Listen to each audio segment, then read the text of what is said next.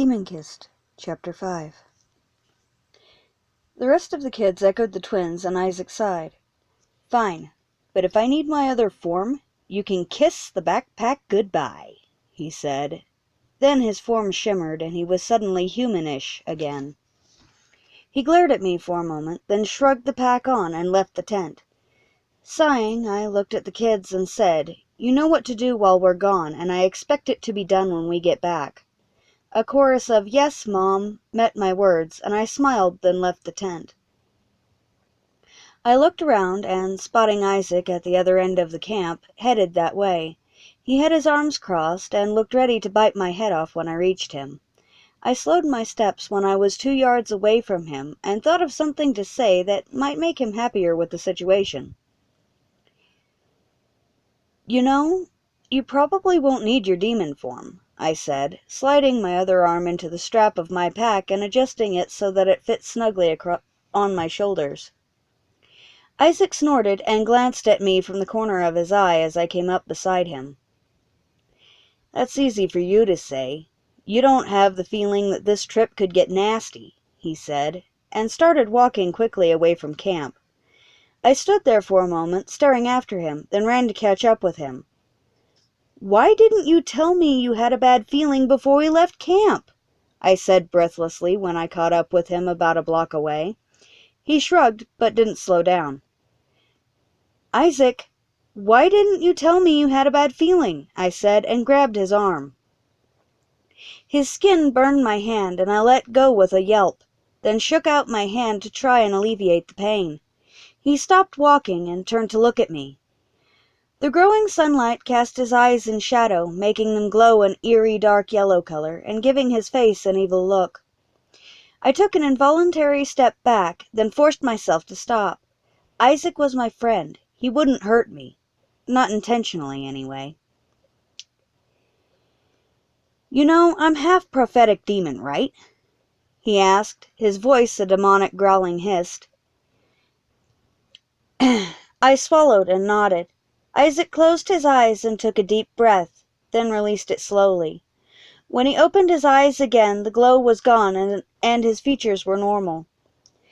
"The last time I got one of these feelings, you and the team you were with went out and you were the only one to come back alive," he said, voice lower but no less demonic. Okay, I said, and thought for a moment. "Can you define the feeling into a specific sequence of events?" I asked him, keeping my voice calm and not letting the feeling of doom I suddenly felt color it. He nodded, and, closing his eyes again, placed a hand on my shoulder. When he began to speak, his voice had a sing-song quality that was highly disturbing. And then, suddenly his voice took on the resonance of mine. My last coherent thought was, "Not again!" And then the images he was painting flooded my mind until suddenly I was living what he was seeing. "Look, Alistair, I'm beat and I just want to go home. What do you say you let me go and call it a night?" I said, after a lengthy silence, only interrupted by my footsteps. I will say one thing for old vampires. They moved like cats, all stealthy steps and near invisibility. He was silent, and I looked over at him, and then stopped in surprise. Alistair was gone. His voice drifted to me on the breeze. "Be careful, little hunter, as you walk home tonight with your demon. There is a walker in this area. I have seen it." Evil-sounding laughter followed his words, and I shivered, suddenly chilled to the bone. His words had left me with a sense of impending doom sitting like a lead weight in my stomach, and that laugh had not been his. I was absolutely sure of it. "One of these days, Malone, you will learn to pay more attention to the creatures around you and others who may be in the area," I said under my breath. Hopefully Isaac had found us all shelter for the winter after we separated earlier, though, knowing our luck, he probably hadn't found anything suitable. Sighing, I headed for our agreed-upon regrouping spot. It started to snow heavily as I walked through the unlit streets of what had once been a bustling city, and I thought, great, it fits with my bleak, defeated mood. My mind went off on its own and took a walk down memory lane, A sometimes light place filled with laughter, and at other times it was dark and filled with screams for mercy. This was one of the darker times, but I let my mind wander there for a while before pulling it back to the present to focus on the streets around me. I still had the stake in my hand, and I put it away, then pulled out my Glock and put the safety on and holstered it again. There was still a round in the chamber. I heard a shuffling sound, and, pausing to listen, I drew the Glock again, but left the safety on as I fingered the trigger. Probably just a zombie, I thought, briefly caressing the safety release, and started walking again, though faster than I had been before I heard the sound. Something howled as I passed an alley near the ruins of the library. Werewolf or hellhound? The bullets in the gun were silver, with glass tips filled with silver nitrate. If whatever it was happened to be a were, I was good to deal with it. But if it was a hellhound, I was so screwed. I'd had to stop leaving my holy water where Isaac could find it, because he had a panic attack whenever he saw it, and now I didn't know where it was. It wasn't like I'd ever use it on him or anything, just vampires and other nightkin like hellhounds. I hadn't run into any other demons in about 2 months, so I hadn't thought my holy water being lost was a big deal. Now I wished I had some on me. The last hounds I had run into had taken out the remainder of my team, leaving only me alive. I still don't understand why they left me alive and killed the others. I'm just grateful they did leave me alive.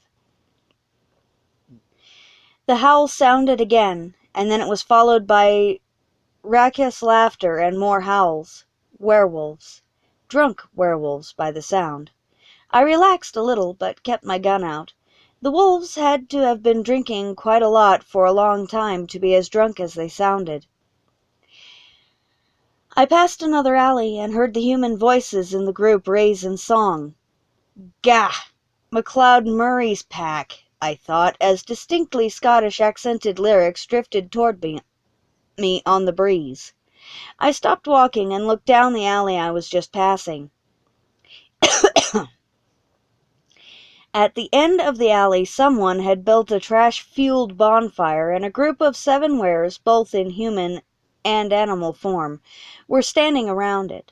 I saw something move on the ground, and counted the group again, and found my math had been wrong the first time. There were 12 wares, and 5 of them were passed out on the ground. I stood in the mouth of the alley and debated what to do. By law, it was my job to break up the party and send everyone home, but I really wanted to find Isaac and go home. My debate ended when one of the bigger wolves attacked one of the smaller ones, and the others cheered him on. Decision made, I flicked the safety off and walked down the alley as quietly as I could. When I was maybe 15 feet away, I called out, "Hunter Division, stop what you are doing and go home." The fight stopped, and everyone in the group looked at me, even the ones I had thought were passed out. A very big black wolf stood up and trotted down the alley toward me, a menacing growl trickling from its mouth.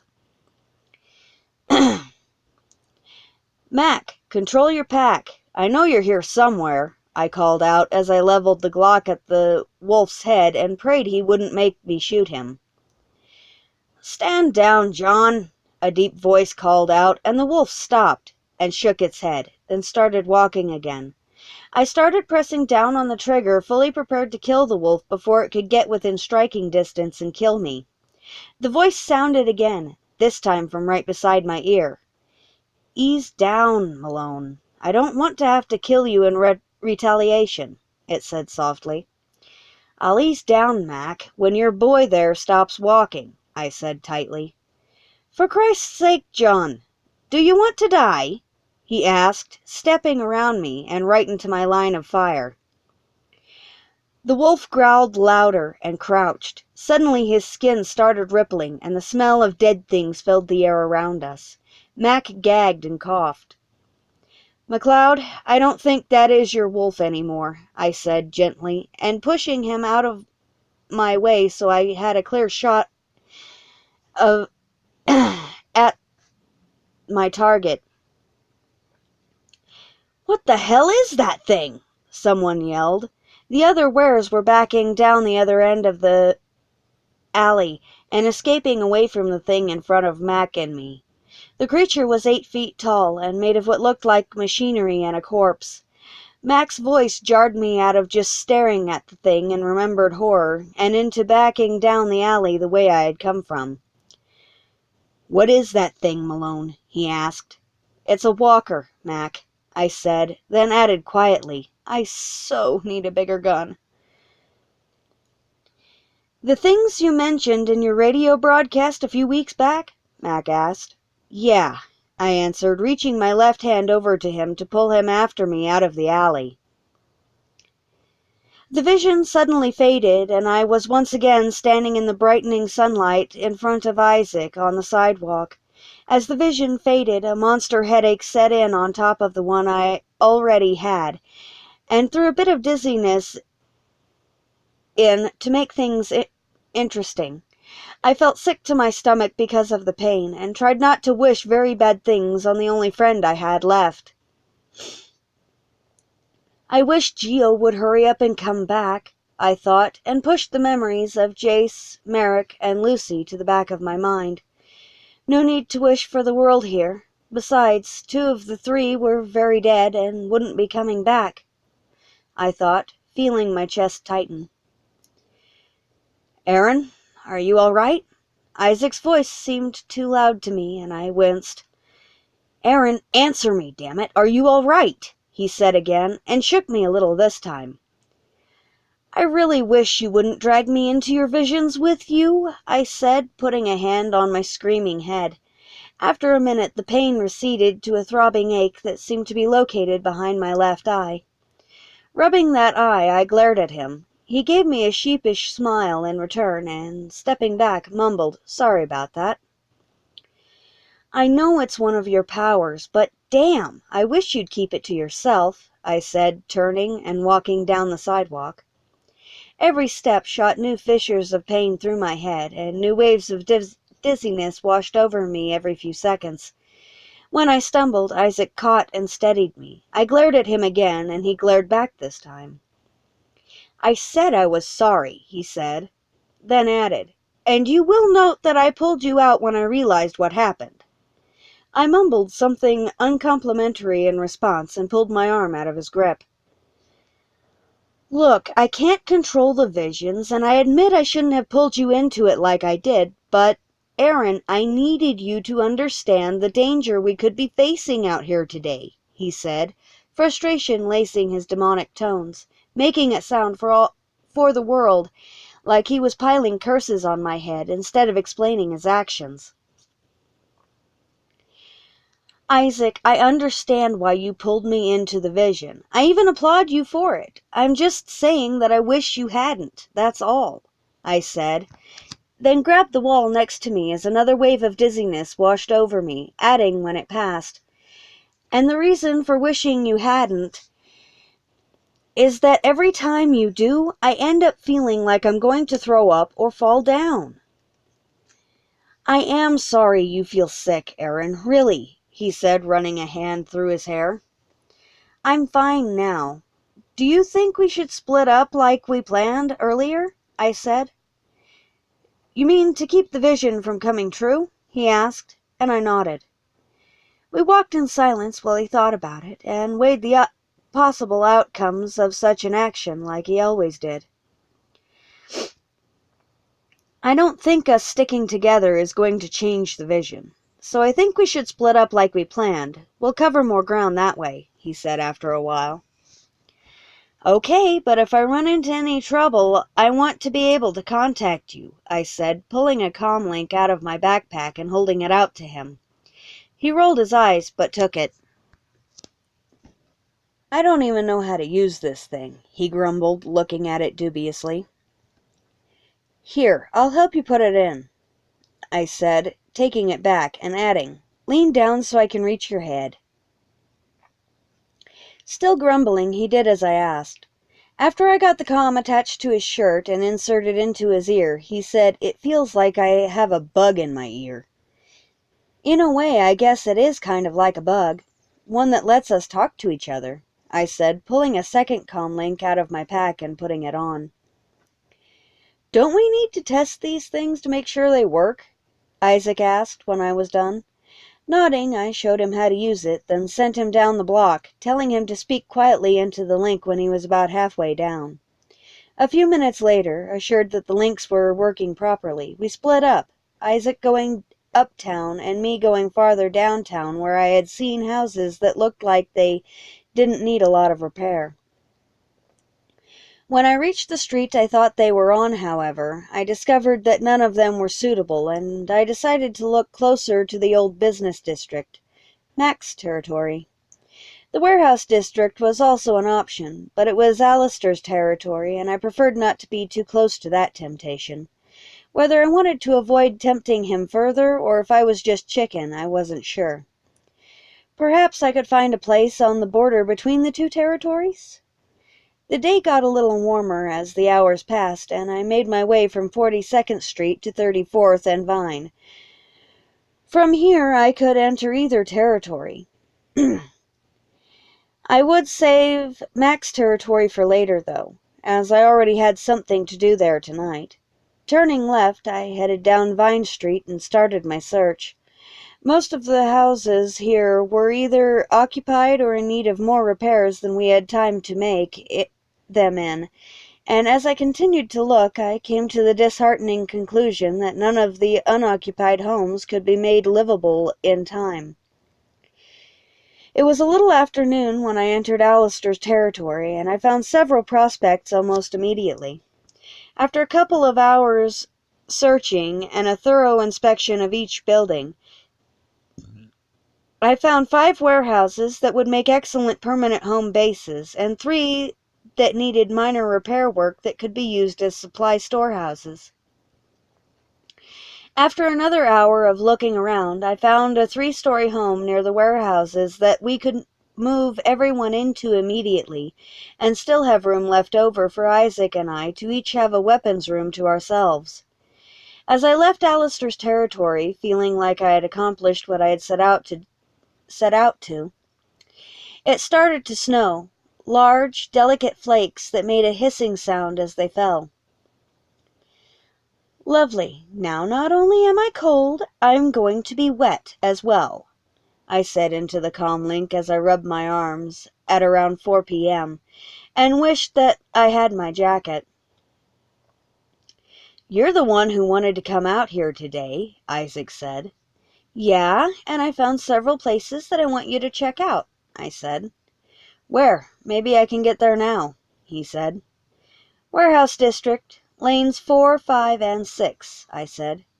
There was a beat of silence. Then, Alistair's territory? Yes, not that I want to be that close to him, mind you, but if we move into claimed territory, base will be safer, I said, and rubbed my arms again, wondering why it felt like my skin was trying to crawl off of my body. Good point. Do you want me to head out that way now, or do you want to head there again tomorrow? He asked. Tomorrow, I said after a moment's thought. Tomorrow, then. Sun sets in less than an hour. It'll be colder after it's gone. And see if you can get the vampire's assistance when you run into him. I don't like that you're going to confront that thing without backup, he said, and I rolled my eyes. As far as getting his help, I'll try. That is all I can promise on that after the night before last. If I get any colder, Isaac, I think I'll become an Irish popsicle. I have no helmet, no gloves, and I don't know what happened to my jacket, I grumbled at him and shivered. There was a long silence that followed my statements, into which I asked, Isaac, you still there? More silence, then, yeah, I'm still here. And Gregory couldn't get your jacket off because the zipper was broke, so we cut it off of you. Sorry. Static interfered with the comm during the last part of his sentence, so I wasn't sure if I had heard correctly. What was that last part? I asked, hoping I had heard wrong. He repeated the last part, and I groaned. This was horrible. That had been my favorite jacket. The zipper wasn't broken, Zach. It was on the inside and upside down, I said. Oh, sorry, he said. It's okay, Isaac. We'll just have to find me a new one, I said, rounding a corner on 35th. If you want, I can find one like it on my way to the meeting point, he said. That would be great, Zach. Thanks. What I don't get is, oof, I said, rounding another corner and running into what felt like a wall. Rubbing my nose, I stumbled as I stepped back, and two large hands caught my arms and kept me from falling on my ass. Aaron, you okay? And what is it that you don't get? Isaac asked in my ear. Yeah, I'm okay, and what I was saying is, what I don't get is why we're not finding any secure houses that we could use as a permanent base, I said, and looked up at the person I had run into. I found an office building that might work, out on Marlowe Street, he said. Great, I said, looking up and straight into Alistair McIntyre's gray eyes. Sighing, I said into the link, We'll check both locations out tomorrow, Isaac. Head back to the rendezvous point. I'll meet you there when my work out this way is done. Yeah, sure. Do me a favor, though. Keep your comm on the entire time you're with McIntyre so I can hear what's going on and save your butt if it needs saving, he said. Will do. See you there, I said, and then tapped the comm link once to shut his side of the conversation off. I still didn't completely trust the vampire, but Isaac had asked me to get the man's help, and I'd promised to try and get it. Alistair, I was expecting to run into you earlier, I said, focusing my gaze on his left shoulder. Laughing, he dropped his hands from my arms and stepped back a bit. Though not literally, I would think. What are you doing in my part of town, Aaron? This is the second time I've caught you in my territory. Alone, he said, and gestured with his hand to indicate I keep walking. Stepping around him, I started down the sidewalk again. Falling into step beside me, he said, Well, why are you down here again, Malone? First of all, McIntyre, I'm not alone, and second, your territory stretches from 13th through the warehouse district on 32nd. This street, last I remember, leads to the business district, so it's technically not your territory, I said, and started counting alleyways on our right. He laughed again and threaded his arm through mine, clamping my arm to his side when I tried to pull away. Now, none of that, and don't try your telekinesis either, he said. Would it work on you again this time if I tried? I asked sweetly. No, I'm surprised, though, to see you out and about at all, let alone down here in McLeod's territory. Nasty things, werewolves. You never know what disease they've got until you end up with it, too, he said, and patted my captive arm. Unfair categorization, don't you think? After all, vampires have a blood disease that leads directly to death, where with lycanthropy you have a 50-50 chance of surviving, and the only side effect being that you turn furry once a month, I said, letting him keep my arm for the moment. A good solid blow, that one. But think on this. If I turned you, you would remain beautiful, in the prime of your life forever, with very few drawbacks and a multitude of benefits, he said, and slid his hand down to mine, twining our fingers together. I didn't mind, really. I even kind of liked it. But having my hand held like this by him made my stomach do funny flips, and I didn't like the way my heart suddenly started beating faster at the contact. I looked up at the sky visible between the buildings and noted the crimson and gold hues that heralded sunset. The light was beginning to fade, and it would fade faster as time brought night to the city. I had maybe 20 minutes of daylight left, and I wasn't anywhere close to where I needed to be tonight.